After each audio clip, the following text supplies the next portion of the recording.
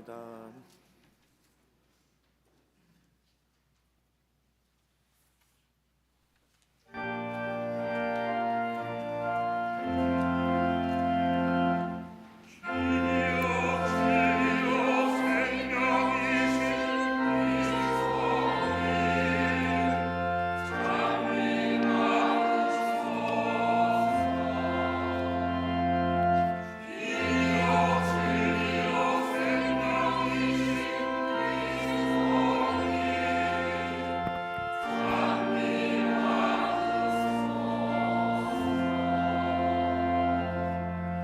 주님이 말씀하신다. 나는 부활이요 생명이다.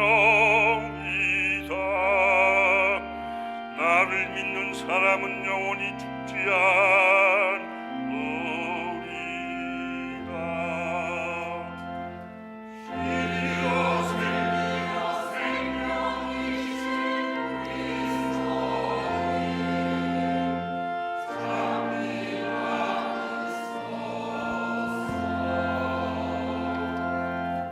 주님께서 여러분과 함께 또한 사제의 영과 함께 요한이 전한 거룩한 복음입니다. 주님 영광 받으소서. 그때에 어떤 이가 병을 앓고 있었는데 그는 마리아와 그 언니 마르타가 사는 베타니아 마을의 라자로였다. 마리아는 주님께 향유를 붓고 자기 머리카락으로 그분의 발을 닦아드린 여자인데 그의 오빠 라자로가 병을 앓고 있었던 것이다. 그리하여 그 자매가 예수님께 사람을 보내어 주님께서 사랑하시는 이가 병을 앓고 있습니다 하고 말하였다. 예수님께서 그 말을 듣고 이르셨다. 그 병은 죽을 병이 아니라 오히려 하느님의 영광을 위한 것이다. 그 병으로 말미암아 하느님의 아들이 영광스럽게 될 것이다. 예수님께서는 마르타와 그 여동생과 라자로를 사랑하셨다.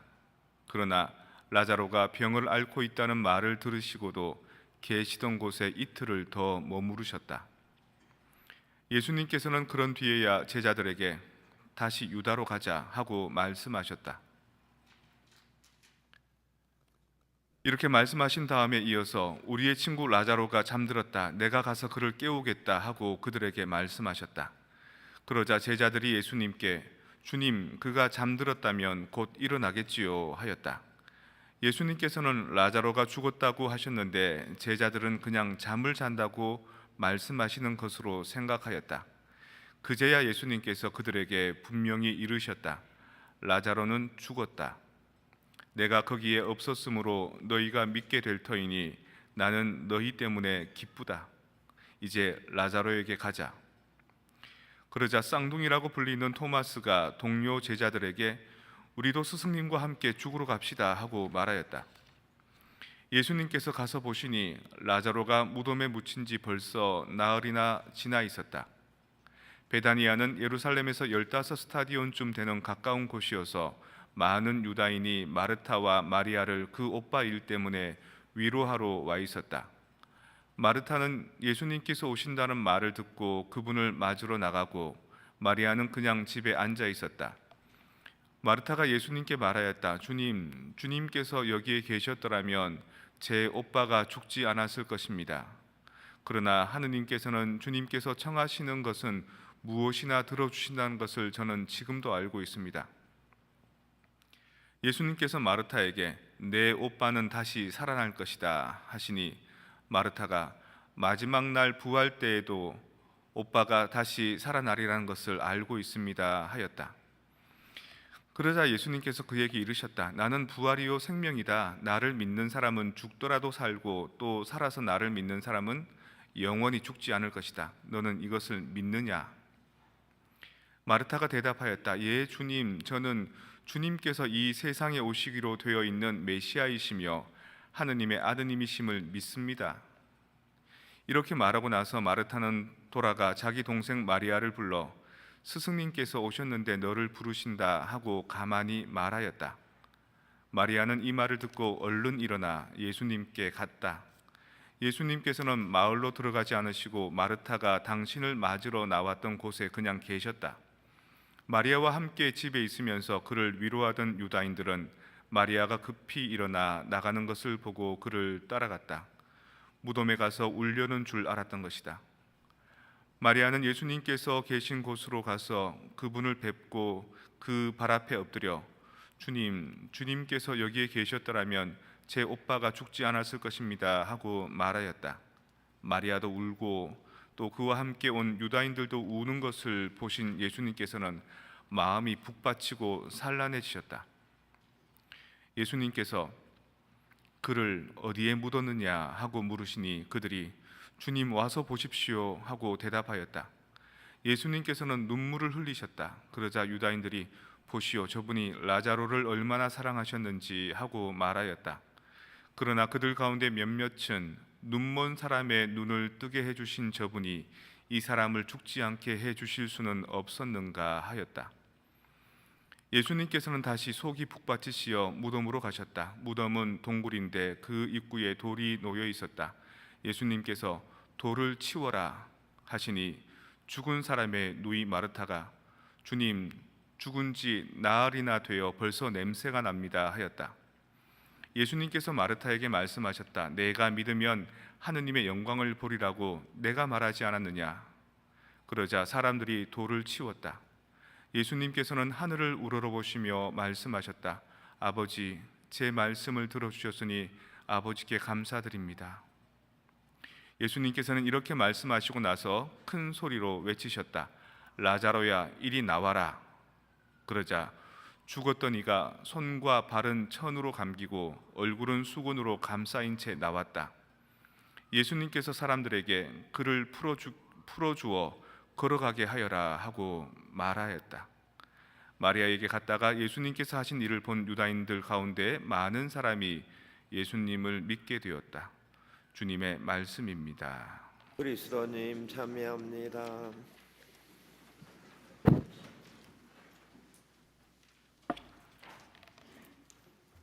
인생을 이렇게 참기름 짠 틀에다가 이렇게 짜볼까요? 뭐가 나올까요? 엑기스가.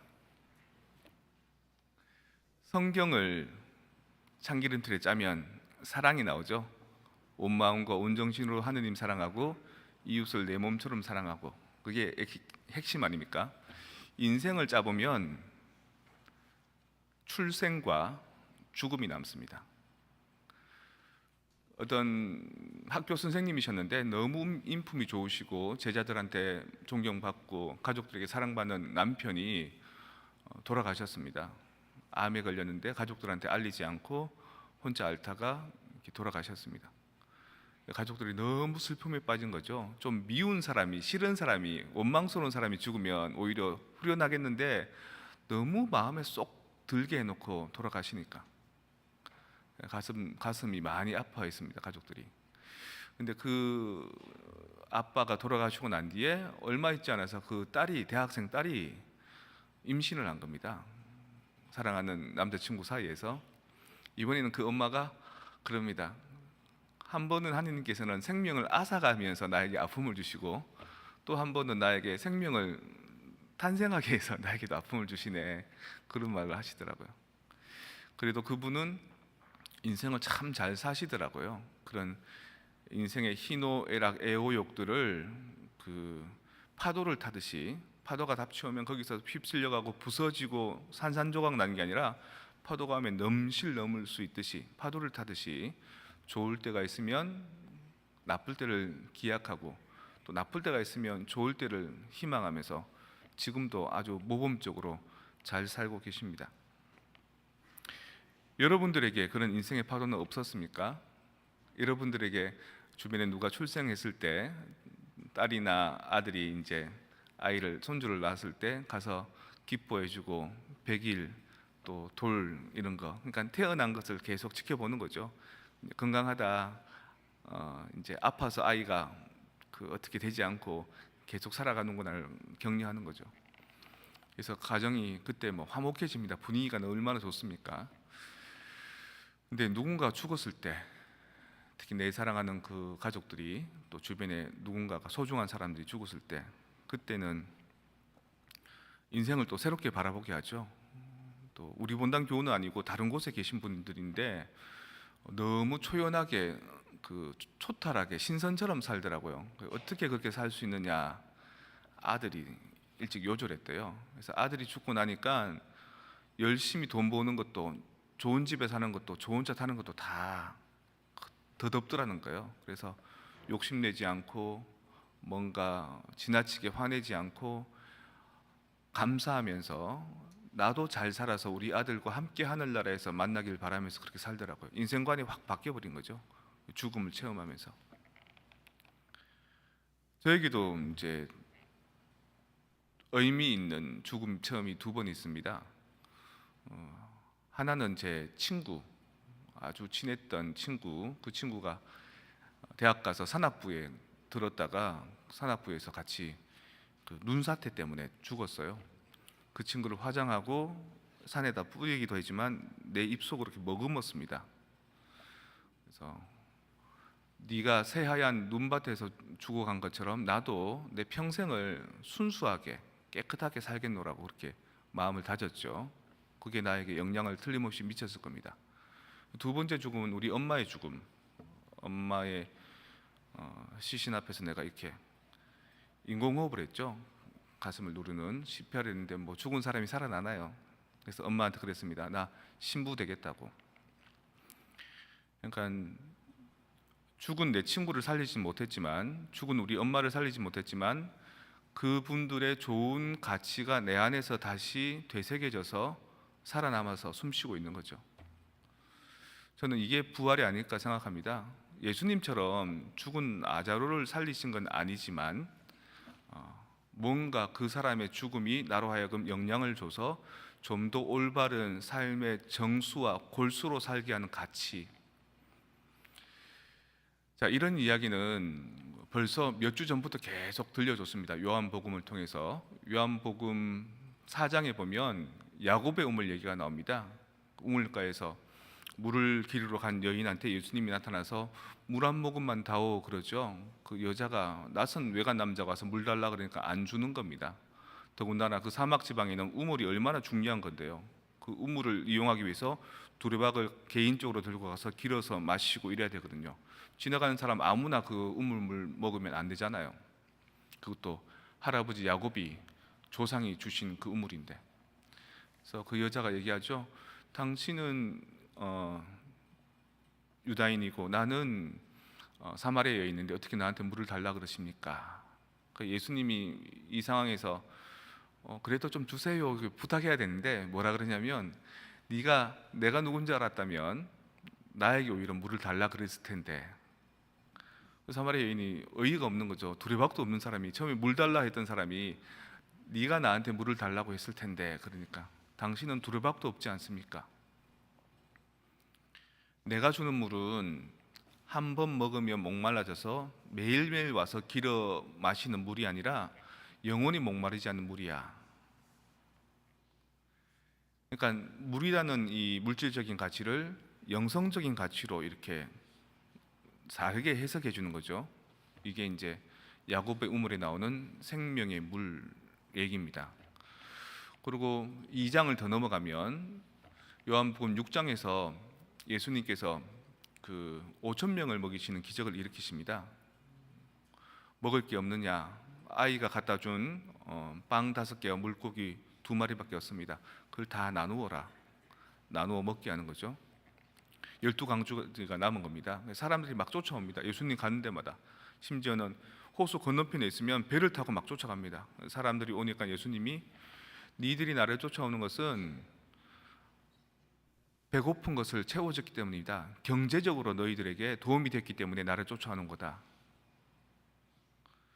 근데 먹고 시간 지나면 또 끼니 되면 또 배고픈 그거 말고 영원히 배고프지 않는 생명의 양식을 받아야지. 그게 뭡니까? 내가 생명의 양식이야. 내가 생명의 빵이야. 나를 먹어. 사람들이 당혹스러워합니다. 막 떠나기 시작합니다. 저 사람이 자기 살을 먹으라네. 저기 이상한 사람이야. 근데 이 두 이야기를 통해서 물질적인 얘기가 아니라 영성적인 얘기다라는 것을 미리 우리에게 준비 운동을 시킨 겁니다.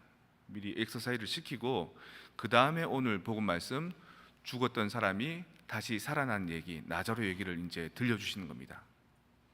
앞서 얘기했던 영원히 목마르지 않는 생명의 물, 또 뒤에 얘기했던 영원히 배고프지 않는 생명의 양식처럼 죽었다가 다시 살아난다는 것은 정말 눈 감았다가 눈 뜨는, 숨 멎었다가 숨 쉬는 그것만이 아니야. 물론 썩어 문드러지는 라자로가 다시 살아나긴 했지만 그건 뭐냐? 너희들이 죽음과도 같은 깊은 뻘 속에 늪 속에 살다가 심지어는 너희 몸에서 나는 그 악취와 채취가 주변 사람을 괴롭게 했다가 그것이 새롭게 신선한 생명의 정신으로 살아나는 거야.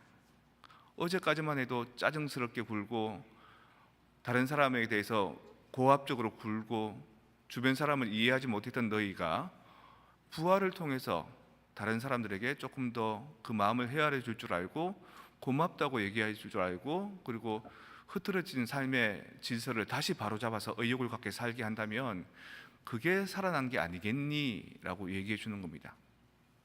마치 내가 우리 엄마 죽음을 통해서 사제의 길로 다시 한번 다름질치게 된 것처럼 내 친구의 죽음을 통해서 다시 한번 더 순수한 삶으로 지향을 하게 된 것처럼 여러분들은 오늘 라자로의 죽음과 다시 살아남을 통해서 여러분들도 그런 기적을 바라야 되는 겁니다. 지금 내가 나답지 않게 죽은 것만 같은 썩어 냄새 난 듯한 그런 내 삶의 언저리에 영향을 주고 있는 그것에서부터 다시 변화하리라. 그 변화는 그리스도를 통해서 온다. 그리고 그리스도께서 죽었다가 살아난 것만이 아니라 내가 평생 살면서 느꼈던 출생과 죽음, 내가 목격하고 체험한 그것들 안에서도 나를 올바른 삶의 방향으로 정향 지어주고 이끌어주는 섭리가 있다.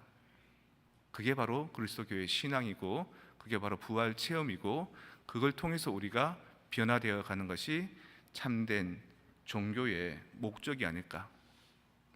여러분 지금 죽은 채로 있습니까? 아니면 살아 있습니까?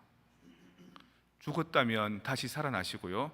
살아 있다면 영원히 죽지 않는 생명의 가치들을 향해서 더욱 줄다름치기 바랍니다. 그걸 위해서 오늘 복음이 있는 것이고 이 사순절이 있는 것이고 또 여러분들이 변해갈 부활의 변천을 위해서 우리는 지금도 이렇게 기도하고 있다고 저는 생각합니다.